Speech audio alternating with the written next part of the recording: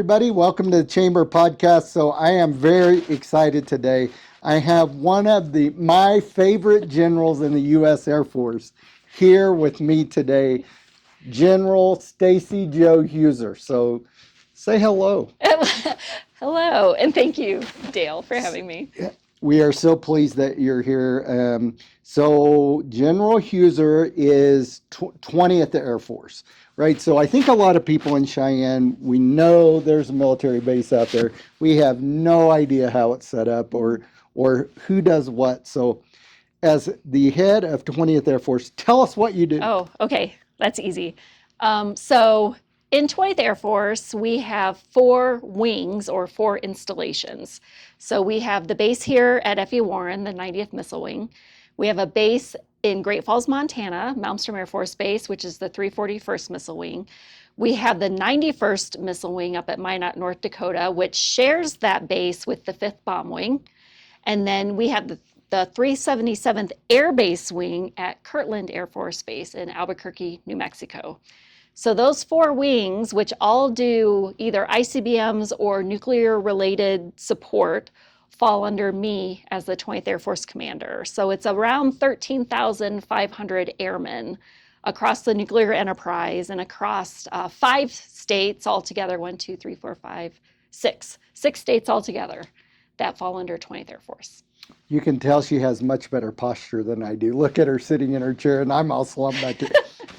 So you have all these bases in your responsibility. So in the middle of all this, everybody knows about Sentinel and the new missile system that's coming. So how does 20th Air Force interact with Sentinel, and what's your role as that moves forward? So right now, our role is not what it's going to be in the future. So right now, we're mostly supporting Air Force Global Strike Command, the Air Force Nuclear Weapons Center, the acquisition folks who are bringing on the Sentinel system. But we do have activities taking place at all of our wings, which is very exciting. So there's construction that's occurring. There's people who are coming in who are going to help with the transition to Sentinel. Some of our airmen are involved because they're being asked, what do you want it to look like? How do you want it to operate? What do you want the interface to be like? How do you want it to work? So they're getting involved, which is exciting for them because it makes it more real that it's coming. And so people are of course, incredibly excited about that. We also support, the wing commanders especially support various town halls that happen in the towns in these ICBM communities. So that way people know what's coming, when it's coming. They have the ability to ask questions of the Sentinel team and just to find out how it's going to impact their community, how they can support, which is incredibly important, and get all their questions answered. So one of the questions, of course, I live out close to the missile field, right? So what they all want to know is Sentinel going to bring more Martians? That's really the question. So there was an article there was an article floating around the press not very long ago. F.E. Warren has the most UFO sightings of anybody in the military. So I had an old rancher say, if it's going to bring more UFOs, I don't want it, because of course he was kidding, but you have a lot to deal with. So where public, so talk about that for a minute, because I do think it's a unique thing about where we are at and all over the missile field, right? So if I am a base commander and I'm flying F-35s, I don't really interact. I might interact with the community at dinners or meetings or whatever, but my mission is not directly intertwined with the public, with ranchers who your missiles are in the middle of their cow pasture, with people driving up and down the road where missile convoys are going. So talk about some of the intricacies of that and what makes it challenging, but I would imagine it also makes it kind of fun. So talk about what makes it different, how our mission works and all the other missions. I love that. So in the ICBM business, we do our job from home, basically. So we do our job from the base and from the missile fields surrounding the base. We don't leave the state, we don't leave the country to do our mission. We do it right here. And I prefer my home to be above ground, by the yes, way, sir. just so Yes, we yes, yes. But you're right. We are embedded in small towns, a lot of small towns in the northern tier that's not heavily populated. So our airmen and their families really get to know these towns and fall in love with them, which is what my family did. When we tell airmen they're going to Cheyenne, Wyoming, or Great Falls, Montana, or Minot, North Dakota, the typical response is usually one of like fear and trepidation, because there's not a lot of people from the northern tier in our country. They're just not that well populated. But once people get there, they fall in love every single time. And the communities are so supportive. They're the most supportive communities I've ever seen. And I've tried to explain why that is over the years, and I've never come up with the perfect explanation, but it is something real, and it's something beautiful, and it's something that I love, and it's something that I failed to appreciate when I was young, but I'm glad I do now, and I try and make sure people understand how important it is, how important having an incredibly supportive community is, and how powerful that is when you have something like that. But you're right, when we have somebody out in the missile field at a launch facility and they leave the gate open, there's somebody who's going to call. Right. The local farm owner, rancher is going to call and say, hey, you guys left the gate open at my launch facility.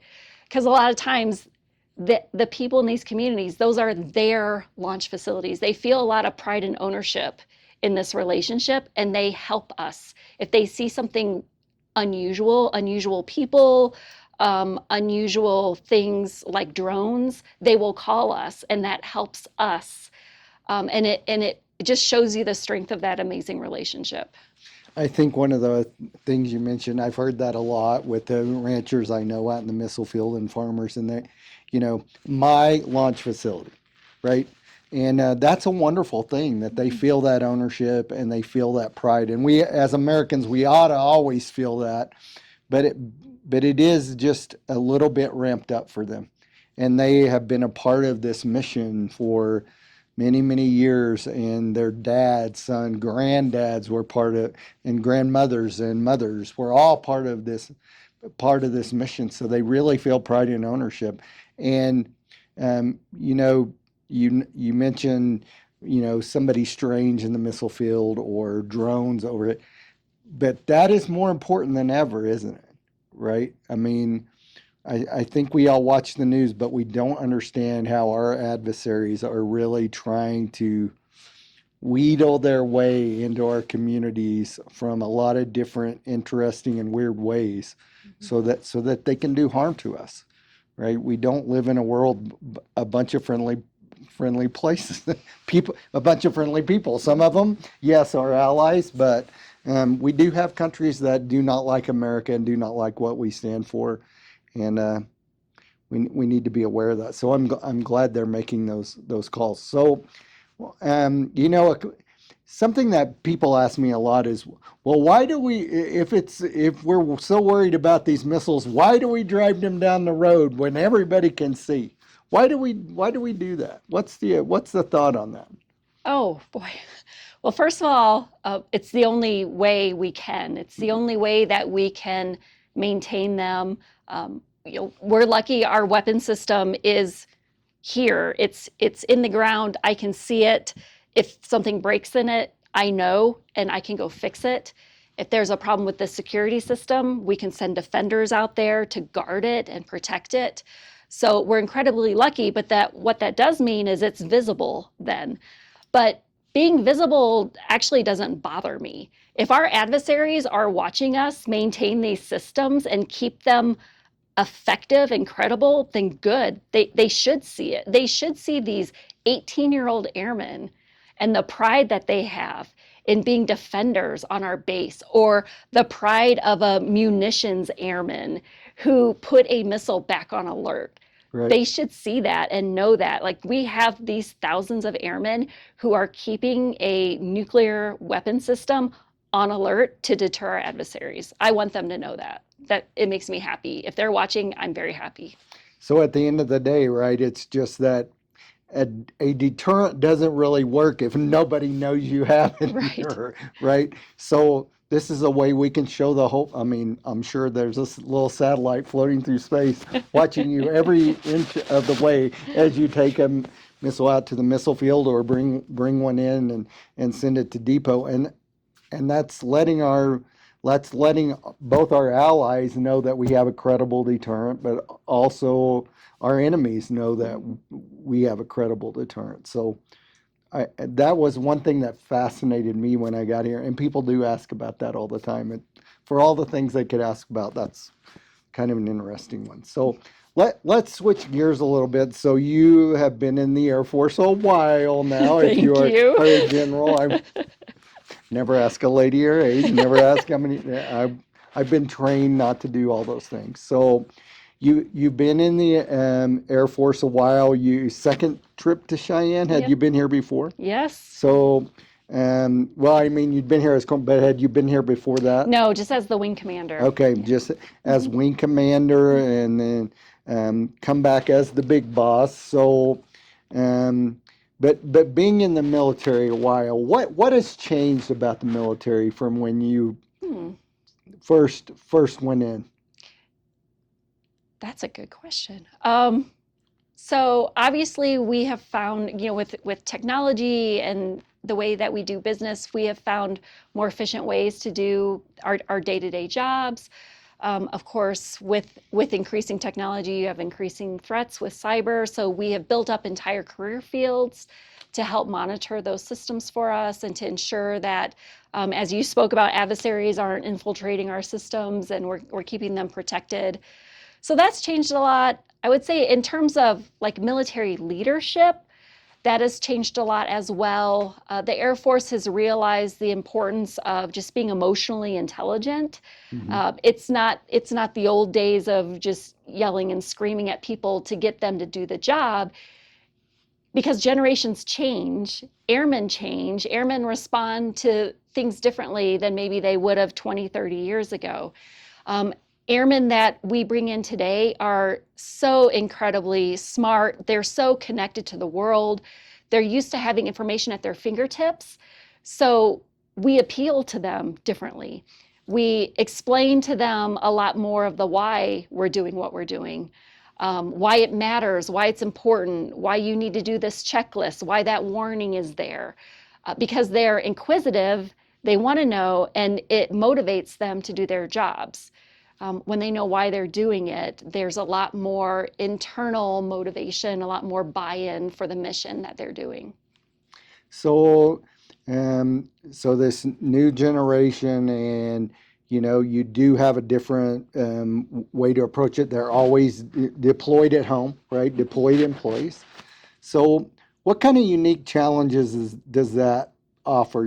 I think some people think, well, to me, to me, being around the deterrence mission, if I was 19 years old, very stressful, right? I mean, I have a lot of responsibility. I literally work on a thing that could change the course of humanity, right? I understand the goodness of it, but I'm also challenged with that. Although I am at home all the time, only kind of. Sometimes I am out there right, where it's not just this cutoff where, oh, you're going to Africa for the next 120 days, right? So tell me about the uniqueness of that and how you try to deal with that in 20th Air Force, and how you dealt with that as a wing commander. Okay. I'm not sure if I'm going to answer exactly what you asked, but it is unique because our airmen will travel out to the missile field, which is anywhere from 30 minutes to hours away, depending on where they're going and what their job is that day. But they could go out there and do maintenance for 12 hours and come home. Or maybe they're a facility manager and they go out there for days to a week at a time, or they're a defender and they travel out and stay out there for days to a week at a time. And so that does bring challenges. If people have families, if they have young children, if they have fur babies, how making sure that they have someone to care, for their children, or whether they have somebody to look after their pets, or what if they're also trying to go to school?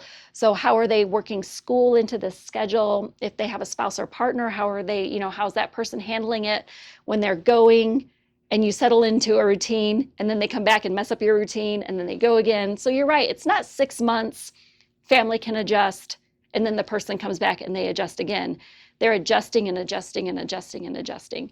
So it can be challenging. And they're not at the Holiday Inn by base with a nice golf course, right? No, they're south of Sydney, Nebraska. They're in, middle of nowhere.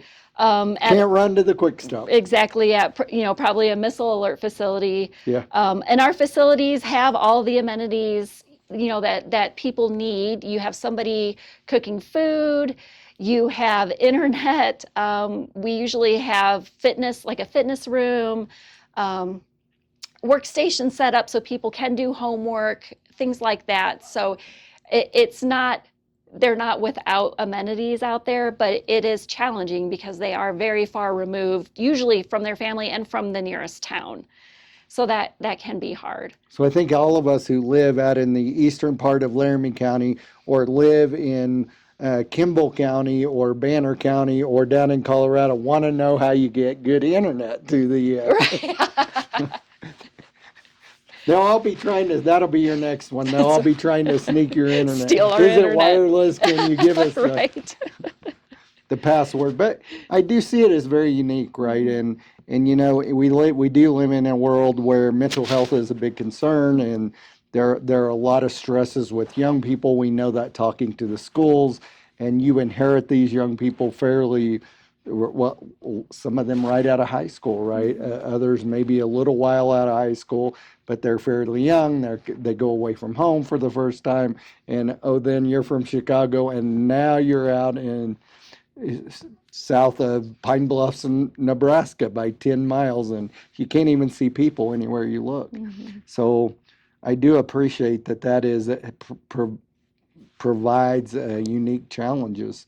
And our bases have done a really good job of beefing up their outdoor recreation. Like the base here, F.E. Warren, our outdoor rec is amazing, and they're always offering different trips, especially for airmen, either free or reduced costs, like dog sledding, snowshoeing, all kinds of fun things for airmen to do.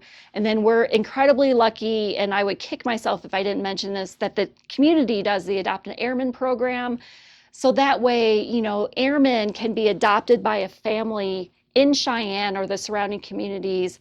And so they have that connection with someone, to have a home cooked meal, or to be a part of family gatherings, or to go to events together, like concerts and sporting events. And for a young 18-year-old person, being away from home for probably the first time, that gives them that cushion, that comfort, that support, that probably makes the difference in their assignment. And I'm sure that helps us retain airmen because they're having a very positive experience at their very first assignment. So that's many thanks to you and your community for doing that. I appreciate that. Now I'm going to drill it down a little more, right? So I know the answer to this, but nobody else. Husband. Yes. Who's the husband? My husband's name is Tim. Tim, the biker. The biker. Yeah, not a motorcycle though, like the kind you pedal. Very big biker. He rides when it's really cold. Did he ride this morning? He might have, but he's been right, and he gets icicles in his beard. And every time we come through the gate on base, the airmen don't care about me. They want to ask Tim if he's been riding his bike lately. Yeah. They could care less who I am. Yeah, just go. They just want to talk to Tim. Children? I have 2 children. I have a 17-year-old and a 15-year-old. They go to Central High School, so senior and freshman. Okay, and so how many times have you moved in your military career? Oh my gosh. I think I want to say this is number 13. Lucky Move. 13, Yes. right? So 13 times. Um, Talk about some of I mean, we live in a pretty fast world, right? Where all kinds of things happen, right? You've got teenagers, so we're on the football team and we move halfway across the world and we want to play football now. I was surprised that they had quite a developed football program in Germany at Ramstein when I was there. But all these challenges where you pick up kids and kids didn't choose the career. So talk about some of the challenges of that on a personal level and for family, um, and give us some insight then as a community, some of the things we need to be sensitive to as kids and husbands that bike and all these other things are thrust into a brand new world. Because mom, as the general, you know exactly what you're going to do, and it's exciting and it's a new opportunity and new thing, but for them it's just change, right? And they might be proud of mom and happy that but it's still change. So talk about some of those things with Yeah. us. So it is hard because you are taking kids away from their friends, which is their support system, and you're uprooting them. And for me, the higher in rank you are, the moves become more frequent. So I move now typically every 1 to 2 years. So every 1 to 2 years, I'm taking them away from their family, from their friends, their support system, and moving them. And you're right, like every school has different requirements and every school offers different things. So maybe my kid took Latin at this school. Well, Latin's not offered at this school, so now they have got to figure out what other foreign language are they going to take. Or everybody at this school took world history as a freshman. Well, here they take the state history, and so now they're a sophomore and they have to take a class with freshmen because they didn't get that requirement done. So every school has different requirements, different offerings, which can be challenging, but typically for military kids, they've been doing a lot better. School systems, school districts, states have been changing rules, changing laws to better accommodate military kids, knowing that they move and that requirements change. So they've been more accepting of taking in credits, for counting them for things, different things in their curriculum. So it has been changing significantly over the years in a good way. Um, Additionally, a lot of military personnel are waiting, as is everybody. People are waiting longer to have kids. Mm-hmm. So some of your more senior people, like your group commanders and wing commanders and myself, 20 years ago, our kids would have been long gone. They would have been having families of their own. But now we have kids in middle schools and high schools. And so we're experiencing those challenges later and later in our careers. Spouse employment is another thing, which our communities and our states have been incredibly supportive, helping to ensure that different certifications can transfer from state to state, whether you're a teacher, a lawyer, a nurse. They've been working to ensure that military spouses can transfer those credentials when they move with their military member and get employment and not have to jump through a bunch of hoops to get recertified because the state has different rules. So from our chamber standpoint, we put a lot of work into spousal licensing. We kind of got involved with the Guard with that starting in about 2010 and passed law after law after law trying to align the licensing. We interacted with schools, interacted with the state superintendent of public instruction. And one of the reasons that I became interested and passionate about this issue was because of something that happened here at Warren. So my daughter was going to school with a military child, and I met the parents and we talked. The dad was in the military, and the mom she just always hit me as a very, very bright person. So ended up finding out she was a Georgetown law graduate. And literally she looked at me and she said, I am unemployable in your city. Right. And so it's a whole thing when you move as an attorney, right? So the licensing is one part of that. It's also just the realization that there's a lot of sharp people, and maybe you only have them for a couple of years, but it's better to, I always maintain it's better to have a good person for a couple of years than it is to have a bad one for even 1 minute, right? And so certainly that's something we will continue to try to work on and try to be with. But in general, your family had good experiences, and do they like Wyoming? So kids, I always get it. It's a mixed bag, maybe not. But what are some of the things they like here, and your husband too, that, hey, that's really cool. But also, what are some things, they miss this? Yeah. My family was, and I'm not just saying this because it's you, my family was very excited to come back to Wyoming. Kids, even though they were teenagers, and I was worried about telling them, hey, we're moving again. Once they knew it was Cheyenne, they still, well, one of them still cried, but only for about 30 minutes. And then they got It would be so hard as a teenager or a preteen, right? Yeah. But she got over it. Super excited to come back. They have very, very good memories of being here. They have very good memories of Cheyenne Frontier Days. That's one of the first things they asked about is, will we be there for Cheyenne Frontier Days? And how many Cheyenne Frontier Days will we be there for? My husband was excited because this is his happy place. Cheyenne, mountain biking in the surrounding parks, like that. Got pretty good places to do that. Yes, you do. So he was very, very excited to come back. He's a nature lover. And so, being able to be on the base or out in the natural land, just in the state, he gets to see so many cool critters, study cool critters, talk about cool critters. So he's very happy to be here. He cool dude too, everybody. So if you don't know him, you need to get to know him. He will be a fun conversation, I promise you. But moving from Omaha. So something that you noticed that your kids missed from Omaha. So we were in Omaha, but then we actually moved out to Washington, D.C. That's right. So I forgot about that. This is kind of, they don't miss this at all. But when we moved to Cheyenne, they were surprised that there were not fights in school every day. Well, that's a good thing. Because where we came from, there was a lot of fighting in the schools. So they were very excited about that.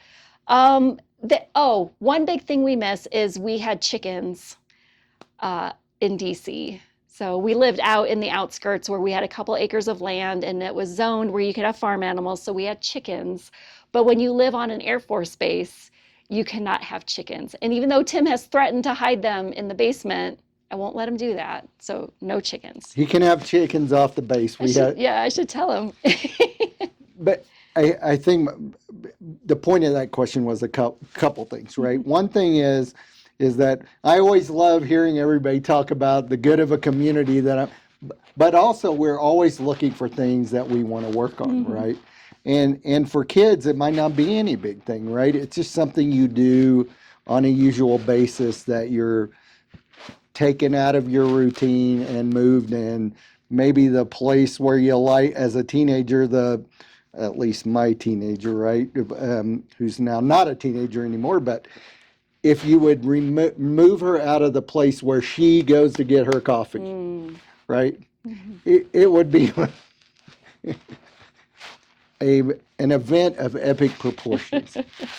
And so I just want everybody to remember that, hey, when you were back as a teenager, things that you went, places that, when I was in school, horse and buggy, where we went with our horse and buggy, but you got very comfortable with those things, and it's hard, right? And we always need to be thoughtful that when we see these military kids come to our community, that it's hard to move, right? And you may have a wonderful spot, and eventually they may kind of settle in, but at first it's tough, right? And we need our systems and the communities to be thoughtful and sensitive to that and help them play football and find a place to get their coffee and all the things that they want to do.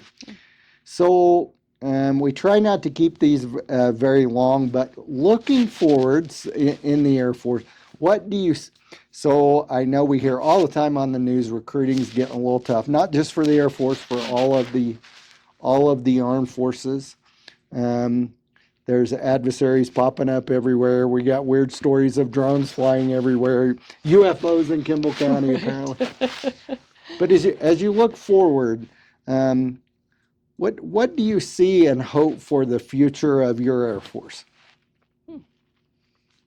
So I've always been very proud of being in the Air Force. I think it has always led the way in terms of, being attractive to people from different backgrounds. It's always been, in my mind, very innovative, on the cutting edge of technology. When I started, I was in space operations when GPS was like fairly new, and how exciting and cool that is and was. And so and it's not like I hope for this. I know this will be the way it is. I know our Air Force is going to keep being on the leading edge of technology and of innovation and of invention and of inspiring future generations of like what is possible and how can I serve my nation. Perhaps they're very patriotic. Perhaps they just want an education. Perhaps they just need a job, which is what I was doing. I just needed a job. They could be any of those things, and they can join this amazing institution, and everybody can find their niche. Are you mechanically inclined? Well, I have missiles you can work on, or aircraft. Or are you an IT nerd? You can help with cyber defense. Do you want to be a leader? Then everybody's a leader in the Air Force. Like, there's a place for everybody. And so I hope we just keep attracting that pool of people, which I think we will, because our young generation, like I said, they're so amazing, they're so smart, they're so connected, and they want to be part of something bigger than themselves. And I know the Air Force can be that for them. And so I think we're just going to keep going on this amazing trajectory that we're already on. So I think all the cool stuff happening in the Air Force nowadays, and some people just don't really realize it, right? So this has been a couple years ago, but I was over at UW, and a professor said, "Hey, I want to introduce you to a student." And he introduced me to this student, and this student, the professor was being a little ornery with this because he kind of knew what I did, but the student, I said, "Hey, who are you? What do you want to do?" Well, I want to work on rockets, right? So that's really what I want to do. And, I sent a form in to do an internship with SpaceX last year. And so the professor knew I had just gotten back from Vandenberg. Oh, nice. Right. And we went through the SpaceX facility, right? And I said, "Did you know that really the big tie here is the United States Air Force, right? SpaceX is on Vandenberg. They are integrated with the Air Force in Florida. He said, "I had no idea." So I don't know what he did after that, but they just don't understand the kind of technology that they think about it, but they think guns and infantry, right? And they forget all the cutting edge things that you can get in touch and be a part of with the military. So that's awesome. I think that we hope that there are a lot of leaders like you that have that view of progress and belief in our young people and belief in our communities, and that will serve us well. So any parting thoughts for Cheyenne, and this is what's beyond Cheyenne a little bit. Could be business people all across Wyoming, but. Oh, I would say if you are unfamiliar with F.E. Warren Air Force Base, that we want to resolve that. We want to show you what we do. We have an amazing museum. We have an amazing public affairs team who can get, if people want to come visit the base and hear about what we do, they are always welcome, and we would love to do that. So a major push and change for the Air Force in the last few years, right, have been this effort to kind of acquaint people with what you do.